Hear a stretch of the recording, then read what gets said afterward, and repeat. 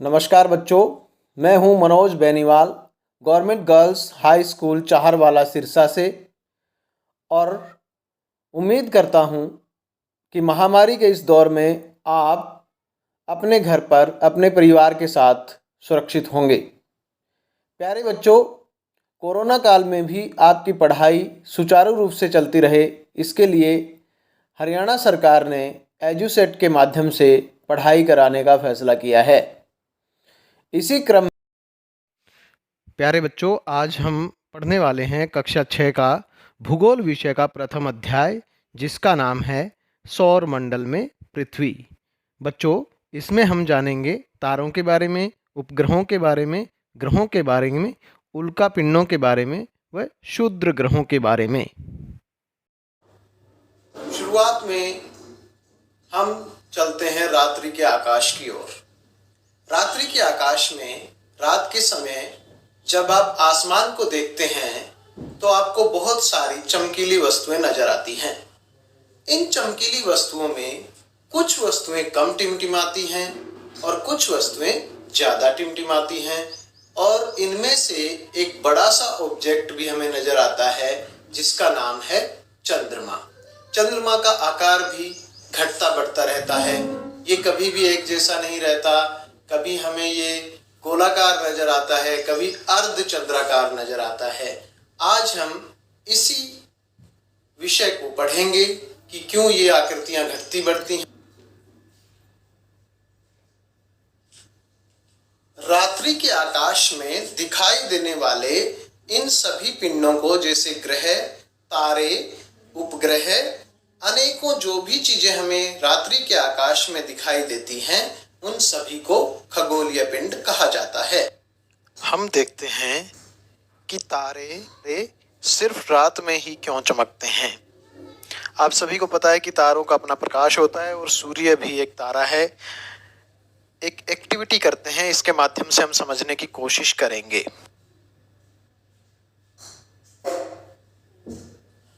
इस एक्टिविटी में हमें चाहिए एक टॉर्च, एक पेपर जिस पर छेद किए हो, सुई से हम छेद कर लेते हैं इसके ऊपर, और फिर क्या करते हैं कि इस पेपर के ऊपर जब टॉर्च की लाइट डाली जाती है तो अंधेरे कमरे में ये जो बिंदु हैं ये उभरे हुए प्रतीत होते हैं, लेकिन प्रकाश करने पर ये गायब हो जाते हैं। फिर से अंधेरा करने पर ये फिर से हमें उभरे हुए यानी तारे जलते हुए प्रतीत होते हैं। एक बार फिर से हम लाइट ऑन कर देते हैं और ये देखिए किस तरह से ये गायब हो जाते हैं। इसी तरह दिन में प्रकाश होने पर तारे भी हमें नज़र नहीं आते, रात होने पर फिर से ये हमें नज़र आने लगते हैं। ये देखिए, आप देख सकते हैं अच्छे से कि ये हमें उभरे हुए प्रतीत हो रहे हैं। लाइट होने पर ये गायब हो जाते हैं। एक बार फिर से अंधेरा किया और फिर से ये हमें उभरे हुए प्रतीत हो रहे हैं। लाइट होने पर फिर से गायब, यानी ये दिन की स्थिति है और अंधेरा है रात की स्थिति। यानी तारे जो हैं वो सूर्य के उगने पर, सूर्य के दिखाई देने पर हमें दिखाई नहीं देते, क्योंकि उस समय सूर्य की रोशनी में ये क्योंकि बहुत दूर हैं, इसलिए ये हमें दिखाई नहीं देते। सूर्य हमारा सबसे नज़दीक का तारा होने के कारण इसका प्रकाश हमें सबसे अधिक दिखाई देता है। रात को आसमान में दिखने वाला चंद्रमा हमें एक जैसा नहीं दिखता। हर रोज यह अपने आकार को बदल लेता है। कभी यह हमें गोलाकार नजर आता है, कभी अर्ध चंद्राकार नजर आता है, और कभी कभी तो यह हमें नजर भी नहीं आता। क्या आप जानते हैं कि इसका क्या कारण है? आज हम इसी को जानने की कोशिश करेंगे। यह जो घटता बढ़ता आकार है चंद्रमा का, इसको कहते हैं चंद्रमा की कलाएं।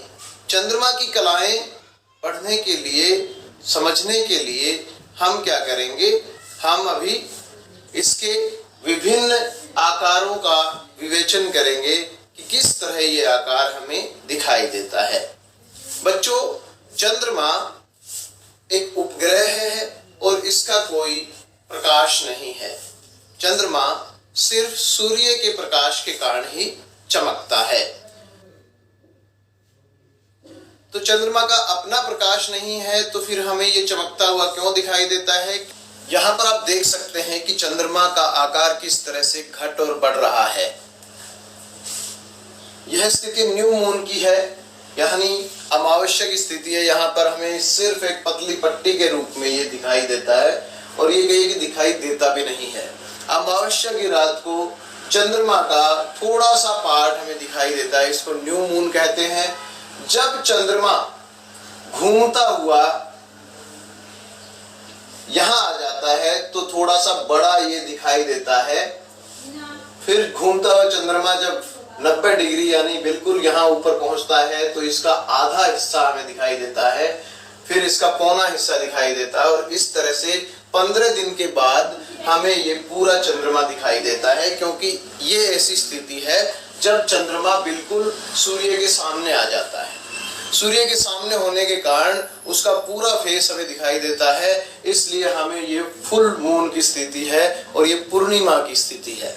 पूर्णिमा के दिन चंद्रमा घूमता हुआ बिल्कुल सूर्य के सामने होता है और वहां से सूर्य की किरणें चंद्रमा के धरातल पर टकराकर पृथ्वी तक पहुंचती है और हमें पूरा चांद दिखाई देता है, जिसको हम पूर्णिमा की स्थिति कहते हैं। इसके बाद पूर्णिमा के बाद चंद्रमा का आकार फिर से घटने लगता है। घटते घटते 15 दिन के बाद हम फिर से पहुंच जाते हैं अमावस्या की स्थिति पर। इसको और अच्छे से समझने के लिए यह सूर्य है, यह चंद्रमा है, यह पृथ्वी है। अब आपको ये ध्यान में रखना होगा कि सूर्य स्थिर है लेकिन पृथ्वी अपने अक्ष पर भी घूर्णन कर रही है और यह चंद्रमा को साथ लेकर सूर्य के चारों ओर भी परिक्रमा कर रही है। चंद्रमा भी अपने अक्ष पर घूर्णन करता हुआ पृथ्वी के चारों ओर परिक्रमा कर रहा है। इसी परिक्रमा को समझने की कोशिश करेंगे। चंद्रमा यहाँ पर है, यानी यह सूर्य और पृथ्वी के बीच में है। तो चंद्रमा के आधे हिस्से पर, क्योंकि चंद्रमा का आधा हिस्सा हमेशा सूर्य के सामने रहता है, तो ये वाला आधा हिस्सा सूर्य के सामने है और यह जो किरणें हैं वो यहाँ से टकराकर यहाँ नहीं पहुंच पाती। आप यहाँ डार्क, बिल्कुल डार्क देख रहे हैं क्योंकि जो किरणें हैं वो नहीं पहुंच पा रही है पृथ्वी तक, इसलिए हमें चंद्रमा बिल्कुल भी दिखाई नहीं देता। यह स्थिति है अमावस्या की। अब हमें यह भी पता होना चाहिए कि चंद्रमा जो घूमता है वो घड़ी की सुई की विपरीत दिशा में घूमता है, यानी ऐसे घूमता है। घड़ी की सुई ऐसे घूमती है, चंद्रमा जो पृथ्वी की परिक्रमा करता है वो ऐसे करता है, एंटी क्लॉकवाइज कहते हैं इसको, यानी घड़ी की सुई की विपरीत दिशा में। चंद्रमा पहुंच जाता है यहाँ पर कुछ हिस्सा, चंद्रमा का कुछ हिस्सा हमें दिखाई देता है और यहाँ पर ये देखिए बहुत सारा हिस्सा इसका डार्क दिखाया गया है, यानी यहाँ से किरणें टकरा करके यहाँ नहीं पहुंच पाती, लेकिन थोड़ा सा हिस्सा, ये वाला हिस्सा, ये देखिए आप, यहाँ से थोड़ी सी किरणें यहाँ पहुंच रही है, यानी ये हिस्सा हमें दिखाई देता है पृथ्वी से। चंद्रमा का आधा भाग प्रकाशित रहता है लेकिन पृथ्वी तक उसका कितना हिस्सा पहुंच पाता है वो हमें चंद्रमा दिखाई देता है। इसके बाद चंद्रमा परिक्रमा करता हुआ यहाँ तक पहुंच जाता है और यहाँ ऐसी स्थिति बनती है कि आधा चंद्रमा हमें नजर आता है, क्योंकि यहाँ से किरणें टकरा करके पृथ्वी तक पहुंचती है। आधे हिस्से से किरणें टकराकर पृथ्वी तक पहुंचती है और आधा हिस्सा अभी भी हमें दिखाई नहीं देता। इसके बाद एक ऐसी स्थिति आती है कि चंद्रमा यहाँ पहुंच जाता है, सूर्य की किरणें यहाँ टकराती है, इस हिस्से में टकराती है और ये देखिए आप, बहुत बड़ा हिस्सा हमें सूर्य का, चंद्रमा का दिखाई देने लगता है। इसके बाद चंद्रमा पहुंच जाता है बिल्कुल सूर्य के सामने और ऐसी स्थिति में चंद्रमा पर जितनी सूर्य की रोशनी पड़ती है, जितने भाग में सूर्य की रोशनी हमेशा पड़ती है, वो सारा भाग हमें दिखाई देने लगता है, यानी चंद्रमा हमें गोल नजर आता है और यह स्थिति है पूर्णिमा की स्थिति। इसके बाद पूर्णिमा के बाद इसका आकार फिर से घटना शुरू हो जाता है, क्योंकि एक बार फिर से सारा फेस हमें दिखाई नहीं देता, क्योंकि इसका कुछ हिस्सा अभी भी किरणों को परावर्तित करके पृथ्वी तक नहीं भेज पाता। धीरे धीरे चंद्रमा का आकार घटने लगता है। यहाँ आने पर यह फिर से हमें आधा दिखाई देता है और जब यहाँ पहुंच जाता है तो एक बार फिर से अमावस्या की स्थिति बन जाती है। तो इस तरह से हम देखते हैं कि चंद्रमा की घूर्णन और इसकी पृथ्वी के चारों ओर परिक्रमा के कारण इसका आकार जो है हमें घटता हुआ या बढ़ता हुआ प्रतीत होता है और इन्हीं को कहते हैं चंद्रमा की कलाएं। धन्यवाद। खगोलीय पिंडों का अध्ययन करने वाले व्यक्तियों को खगोलविद कहते हैं। प्राचीन भारत में भी एक खगोलविद हुए हैं जिन्होंने अपने आविष्कारों से संपूर्ण मानव जाति का भला किया है। वो हमारे भारतीय खगोलविद थे आर्यभट्ट। जो व्यक्ति अंतरिक्ष की यात्रा करते हैं उन्हें अंतरिक्ष यात्री या एस्ट्रोनॉट कहते हैं। ये एस्ट्रोनॉट अंतरिक्ष में जाकर अनुसंधान करते हैं और नई नई जानकारियां जुटाते हैं। ऐसे ही एस्ट्रोनॉट गए थे चंद्रमा पर जिनका नाम था नील आर्मस्ट्रॉन्ग। वे चंद्रमा पर पहुंचने वाले प्रथम व्यक्ति थे। 21 जुलाई 1969 को मानव ने यानी नील आर्मस्ट्रॉन्ग ने चंद्रमा पर अपना पहला कदम रखा था। बच्चों, क्या आप बता सकते हैं कि भारत का कोई ऐसा व्यक्ति है जो चंद्रमा पे गया हो? अब हम जानेंगे कि कौन से भारतीय अंतरिक्ष में गए हैं। प्रथम अंतरिक्ष यात्री भारतीय अंतरिक्ष यात्री थे राकेश शर्मा। इनमें नाम जुड़ जाता है कल्पना चावला व सुनीता विलियम्स का भी। ये दोनों भारतीय मूल की थीं और इन्होंने भी अंतरिक्ष में बहुत सारी उपलब्धियां हासिल की हैं। अब हम बात कर रहे हैं कि अंतरिक्ष यात्री अंतरिक्ष में क्या करते हैं। तो ये आप देख रहे हैं स्पेस स्टेशन जिसकी वो मरम्मत कर रहे हैं। एक अंतरिक्ष यान को किस तरह से प्रक्षेपित किया जाता है, किस तरह से अंतरिक्ष में छोड़ा जाता है, उसकी एक झलक देखिए। यहाँ पर आप देख रहे हैं कि किस तरह से एक अंतरिक्ष यान को अंतरिक्ष में भेजा जा रहा है। अंतरिक्ष में पहुंचने पर ये जो यान है और इसमें बैठे जो यात्री हैं ये अनुसंधान कार्य करते हैं। अंतरिक्ष में जाकर के बहुत सारे अनुसंधान हुए हैं, नई नई चीज़ों की जानकारियां हमें मिल पा रही हैं और सभी ग्रहों, उपग्रहों और अन्य खगोलीय पिंडों की जानकारियां भी हमें समय समय पर मिलती रहती है। अंतरिक्ष के क्षेत्र में भारत ने भी एक बड़ी छलांग लगाई है और भारत का भी बहुत बड़ा नाम है अंतरिक्ष के क्षेत्र में।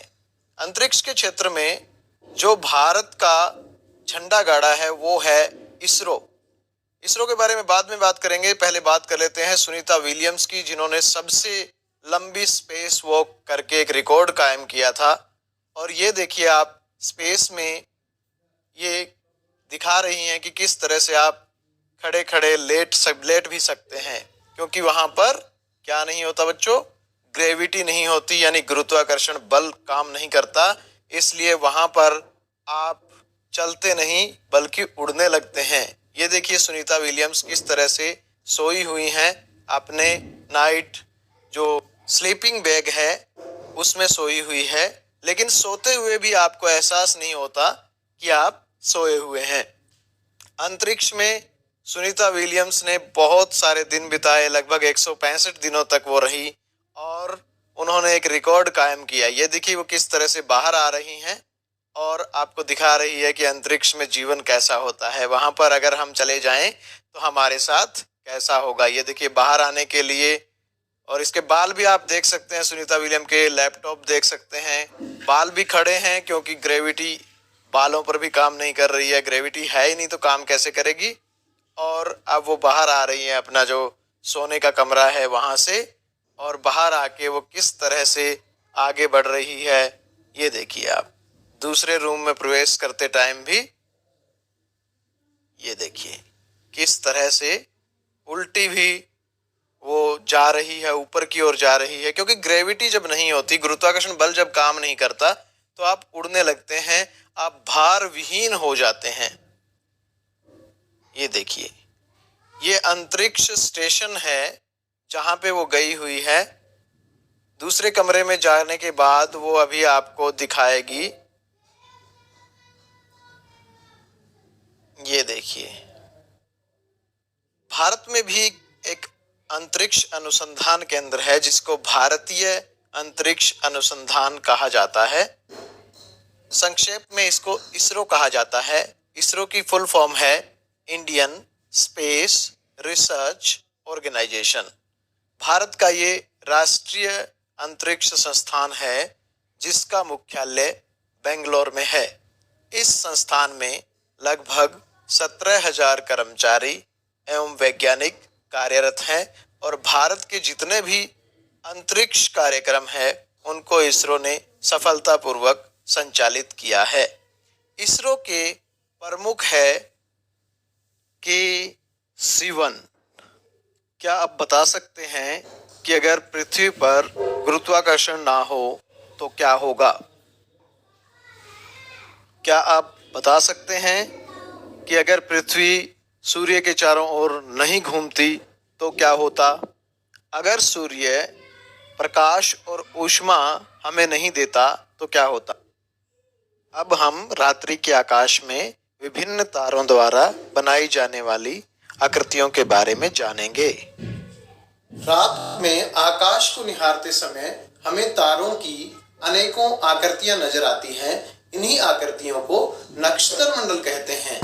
उर्सा मेजर या बिग बियर इसी तरह के नक्षत्र मंडल हैं। इनमें से सबसे जल्दी पहचान में आने वाला जो तारामंडल है उसको हम कहते हैं सप्तऋषि। ये 7 तारों का एक समूह है जो भारत के 7 ऋषियों के नाम पर इसका नाम पड़ा है सप्तऋषि। प्राचीन समय में जब दिशा निर्धारण के यंत्र नहीं तो हमारे जो बुजुर्ग थे, हमसे जो पहले वाली पीढ़ियां थी, वो दिशा निर्धारित करने के लिए एक टेक्निक का यूज करती थी। किस तरह से वो टेक्निक का यूज करते थे कि उत्तर में एक तारा होता है जो हमेशा उत्तर में रहता है, वो जो अपना स्थान कभी भी नहीं बदलता। इसे हम कहते हैं ध्रुव तारा। ध्रुव तारे की पोजीशन को देखने के लिए हमेशा हमें क्या करना है, नक्षत्र मंडल के जो संकेतक तारे हैं, यानी जो प्रथम 2 तारे हैं, उनकी सीध में देखना है और वो हमेशा हमें ध्रुव तारे की ओर इंगित करेगा। क्या ग्रह और तारे दोनों टिमटिमाते हैं? अगर ग्रहों का अपना प्रकाश नहीं है तो वह क्यों चमकते हैं? क्या सूर्य की तरह अन्य तारों का भी अपना परिवार है? रात के खुले आकाश में क्या आप एक तरफ से दूसरी तरफ फैली हुई एक सफेद पट्टी को देख पाते हैं? इस पट्टी को आकाश गंगा कहते हैं। प्राचीन भारत में इसका मतलब होता था प्रकाश की नदी, प्रकाश के बहाव की नदी, इसलिए इसका नाम पड़ा आकाश गंगा। हमारा सौर मंडल भी इसी आकाश गंगा का एक भाग है। ब्रह्मांड में अनेकों आकाश गंगाएं हैं, लाखों आकाश गंगाएं हैं, इसलिए पूरे ब्रह्मांड के साइज का पता लगाना, के आकार का पता लगाना लगभग असंभव है। लेकिन वैज्ञानिक या ये कहिए कि खगोल शास्त्री व जो अंतरिक्ष यात्री हैं, वो इस संबंध में अनेकों अनुसंधान कर रहे हैं और नित्य नई नई खोजें हो रही हैं। सूर्य, ग्रह, अनेकों उपग्रह व अनेक खगोलीय पिंड जैसे क्षुद्र ग्रह एवं उल्का पिंड मिल करके बनाते हैं सौर परिवार, जिसको हम सौर मंडल कहते हैं। इस परिवार का मुखिया कौन है? सूर्य। सूर्य इस परिवार का मुखिया होता है। मुखिया क्यों होता है? कि सभी जो ग्रह हैं और जितने भी उल्का पिंड, क्षुद्र ग्रह, उपग्रह, सभी एक साथ सूर्य का चक्कर लगाते हैं।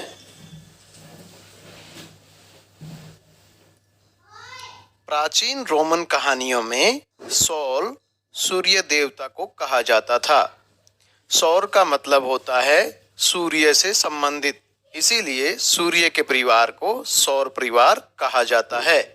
सौर शब्द से क्या आप कुछ और शब्द बना सकते हैं? सूर्य इतना अधिक गर्म होने के बावजूद, वह धरती के सबसे निकट का तारा होने के बावजूद यह हमें इतना गर्म क्यों नहीं लगता? इसका एक प्रमुख कारण है कि यह पृथ्वी से बहुत दूर है। यह पृथ्वी से लगभग 15 करोड़ किलोमीटर दूर स्थित है। यह दूरी बहुत अधिक है, लेकिन फिर भी सूर्य हमारा सबसे नजदीक का तारा है। अब हम जानेंगे ग्रहों के बारे में। ग्रह संख्या में 8 हैं। सूर्य से दूरी के क्रम में अगर देखें तो ये हैं बुध, शुक्र, पृथ्वी, मंगल, बृहस्पति, शनि, यूरेनस और नेपच्यून। आप देख सकते हैं कि किस तरह से ये अपनी धुरी के ऊपर रोटेट कर रहे हैं और इसी तरह रोटेट करते हुए ये सूर्य का भी चक्कर लगाते हैं। सबसे छोटा ग्रह बुध है, जो कि सूर्य से सबसे नजदीक भी है। इनको याद रखने के लिए आपको एक सेंटेंस याद रखना है, जो है my very efficient mother just served us nuts. इस तरह से इस सेंटेंस में प्रयोग जो हुए हैं वर्ड्स, उनके पहले लेटर्स से आप बना सकते हैं। एम से मरकरी यानी बुध, वी से वीनस यानी शुक्र, ई से अर्थ यानी पृथ्वी, एम से मार्स यानी मंगल, जे से जुपिटर यानी बृहस्पति, एस से यानी शनि सैटर्न, यू से यूरेनस और एन से नेपच्यून। इस तरह इस आसान ट्रिक से हम सूर्य से दूरी के क्रम में इनको याद कर सकते हैं। हम एक ग्रह की परिक्रमण गति के बारे में जानेंगे। इस चित्र में आप देख सकते हैं कि किस तरह से पृथ्वी सूर्य के चारों ओर चक्कर लगा रही है। परिक्रमा करने के साथ साथ पृथ्वी अपने अक्ष पर घूर्णन भी करती है। चर्चा करते हैं हमारे अपने ग्रह, जिसका नाम है पृथ्वी। पृथ्वी एकमात्र ग्रह है जिस पर जीवन संभव है, और जीवन संभव होने का एकमात्र कारण ये है कि यहाँ पर पानी व वायुमंडल की उपलब्धता है। प्यारे बच्चों, पृथ्वी को आसमान से देखने पर यह नीली प्रतीत होती है, क्योंकि इसका 2/3 भाग पानी से ढका हुआ है, इसलिए इसको नीला ग्रह भी कहते हैं। हम सभी जानते हैं कि सूर्य का प्रकाश पृथ्वी पर गिरता है और पृथ्वी अपने अक्ष पर घूर्णन करती है। तो पृथ्वी का जो भाग सूर्य के सामने आता जाता है वहाँ पर दिन होता जाता है, और जो हिस्सा सूर्य के सामने नहीं रहता वहाँ पर, क्योंकि सूर्य की किरणें नहीं पहुँच पाती, इसलिए वहाँ रात की स्थिति होती है। पृथ्वी का वह भाग जहाँ पर सूर्य का प्रकाश गिरता है वो दिन होता है, और उसका आधा भाग रात्रि में रहता है। पृथ्वी के किसी भाग से खड़े होकर देखने पर हमें लगे कि सूर्य चल रहा है, जबकि ऐसा नहीं है। यह हमारी पृथ्वी है जो घूम रही है अपने अक्ष के ऊपर। इसे पृथ्वी की परिभ्रमण गति भी कहते हैं। एक बार फिर से अंधेरा हो जाता है, यानी सूर्य हमें दिखना बंद हो जाता है, क्योंकि सूर्य की किरणें दूसरे हिस्से में चली जाती हैं, दूसरे हिस्से में दिखाई देता है। सुबह के समय जब सूर्य पृथ्वी अपने घूर्णन को पूरा कर लेती है, एक चक्कर पूरा कर लेती है, तो सूर्य हमें फिर से दिखाई देता है। सूर्य हमें चलता हुआ प्रतीत क्यों नहीं होता, इसको समझते हैं।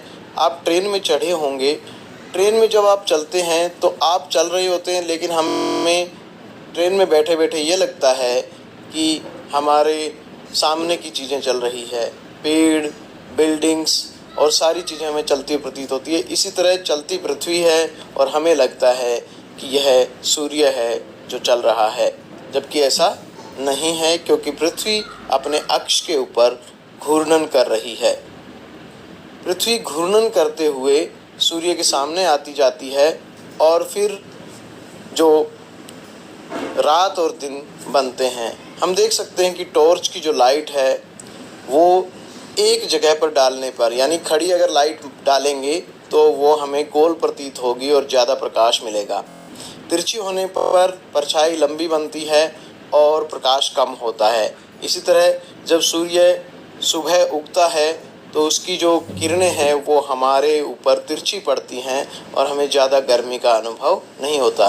धीरे धीरे सूर्य हमें पृथ्वी का हमारा जो हिस्सा है जहाँ पर हम खड़े हैं वो सूर्य के सामने आता जाता है और गर्मी महसूस होती है, और सूर्यास्त के समय फिर से ये किरणें टेढ़ी पड़ने लगती हैं, तिरछी पड़ने लगती हैं और हमें कम गर्मी का अनुभव होता है और रात में बहुत ज़्यादा ठंड होती है। सूर्य से दूरी के हिसाब से पृथ्वी तीसरा ग्रह है। आकार में यह पांचवा सबसे बड़ा ग्रह है। जीवन के लिए अनुकूल परिस्थितियां संभवतः केवल पृथ्वी पर पाई जाती है। पृथ्वी न तो अधिक गर्म है और न ही अधिक ठंडी। यहाँ पानी एवं वायु भी उपलब्ध है जो हमारे जीवन के लिए अत्यंत आवश्यक है। प्यारे बच्चों, चंद्रमा पृथ्वी का एक उपग्रह है। वह इसका सहचर भी है, यानी इसके साथ रहता है, इसके चारों ओर चक्कर लगाता है।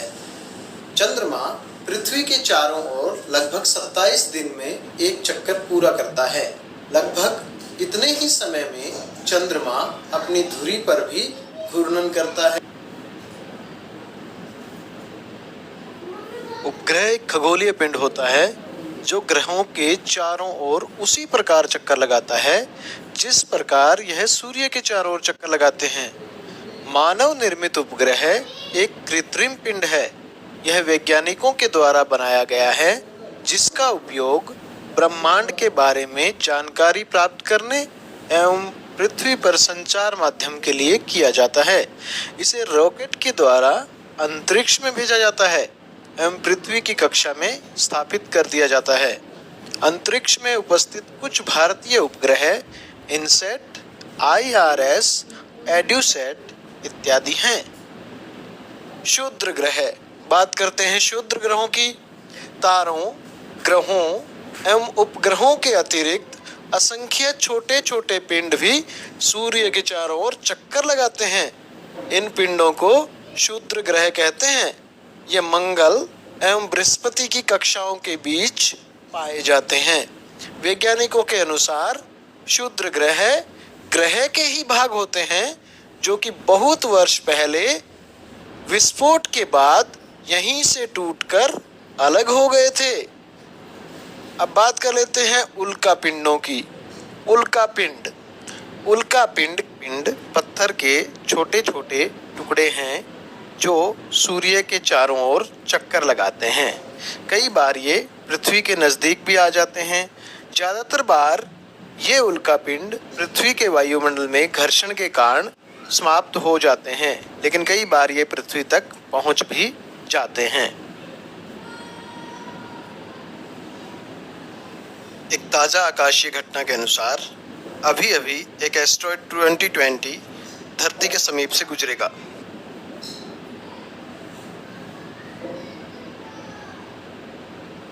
इस अध्याय को पढ़ने के उपरांत आकाशीय पिंडों के बारे में आपकी जो उत्सुकता थी संभवतः वो और बढ़ गई होगी। तो आपको एक एक्टिविटी करनी है। आपको उन सभी अखबारों की कटिंग एकत्रित करनी है जिसमें खगोलीय पिंड